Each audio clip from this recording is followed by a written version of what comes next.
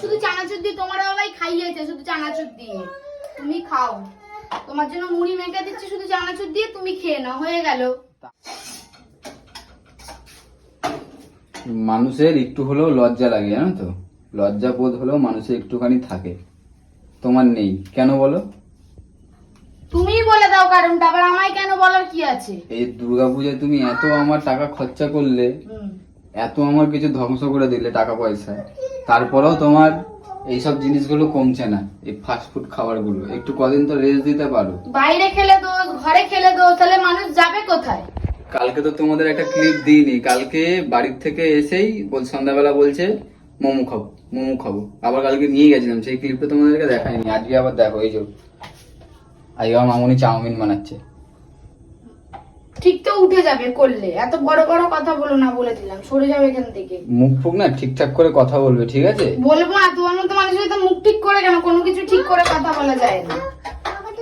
খাবার বেলায় ঠিক খেয়ে নাও, মুখে বড় বড় বাতেলা মার। আমার খাবার বেলা দাঁড়াও বাবা, চালাচ্ছি পাকা। খাবার বেলায় খাবো না, যা পাবা না খেয়ে থাকবো। না খেয়ে থাকা, তাহলে বলছো কেন? তাহলে বলছো কেন? খাবে না তুমি, হয়ে গেল, খাবে না তুমি, হয়ে গেল।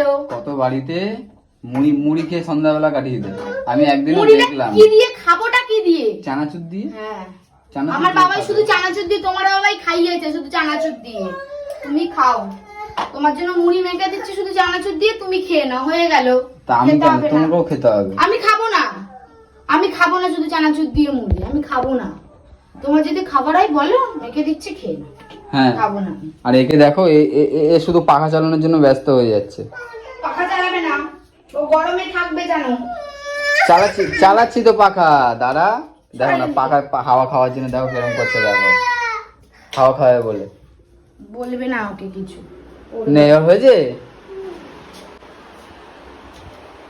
কটা দিন তো একটু পেটটাকেও শান্তি দিতে পারো, পেটটা বলবে ওরে আমার তো এবার লিভারটা বাস্ট করবে। আমার করবে না, তোমার করবে।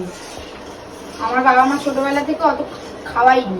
অত খাওয়াইনি, তার জন্য এখানে এসে খাচ্ছ। উল্টা পাল্টা তোমার মতো গেলাইনি, রোজ হয়ে আমার বাবা খাইয়েছে, আমার বাবা একবারে গেলাইনি। তো তুমি তো একবারই গিলে নিচ্ছ সব। কি একবারে গিলেছি? এই যে আনবে একটা 20 টাকা দিয়ে চাউমিন, দুটো ডিম দিয়ে, আলু পেঁয়াজ তো ঘরেই থাকে, তাই এটা আবার কিসের খরচা? দেখো চোরের মায়ের বড় গলা।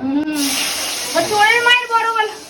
গলাটা দেখো না, মানে গলাটা আজ তো বাস ঢুকিয়ে দেয়, খুন্তিটা গরম করে মুখে ঢুকিয়ে দেবে। উচিত কথা বললে সবারই গলা বেরোয়, উচিত কথা বলছিল ওই জন্য বলছো আস্তে কথা বলো। চোরের মায়ের যদি মিনমিন করে, যারা বেশি শয়তান, যারা মিনমিন মিনমিন গিরি করে। হ্যাঁ, তুমি যেরকম খুব ভদ্র সাজো, খুব ভালো, সবাই তো কেউ তো আর জানে না যে তুমি কিরকম। তুমি ভালো, তোমার থেকে যথেষ্ট ভালো। আমি জোরে কথা বলবো, চুরি করছি না, যদি আস্তে আস্তে কথা বলবো। তাই? হ্যাঁ, তাই সরে যাও। অন্য কোনো কথাটা তো ফিটমিন মিনমিন মিনমিন করে বলো। যেটা প্রয়োজনীয় কথা, যেটা বলার মতো মিনমিন মিনমিন করে সেটাই বলি, ঠিক আছে? হ্যাঁ, হাসছো কেন? তোমাদের এখানে ঝগড়া হয়েছে, তুমি এখানে এসে ঝগড়া হয়েছে এইসবই নিয়ে। এইসব খেলে তো আর পেটটা ভালো থাকবে? থাকবে, আমার থাকবে, আমার থাকবে। তোমার না থাকলেও চলবে, তোমার না খেলেও চলবে। শুধু ভাত খাবে, মুড়ি খাবে, শুকনো মুড়ি খাবে। নিজে তো কখনো খাও না। কি খাই না? শুকনো মুড়ি, চপ দিয়ে, থেকে পেঁয়াজ দিয়ে, লঙ্কা দিয়ে মেখে দেবো, তারপরে বাবুর মুখে ওটা। তাহলে আমায় কোন মুখে বলো তুমি কথাটা? ভালোই ভালোই করে নাও, যতদিন বেঁচে আছি। তুই এত সহজে মরবে না, শয়তানরা মরে না। প্রেম করে বিয়ে করার নমুনা। যাই হোক, বাদ দাও এসব, আমাদের মোটামুটি টুকটাক হয়েই থাকে।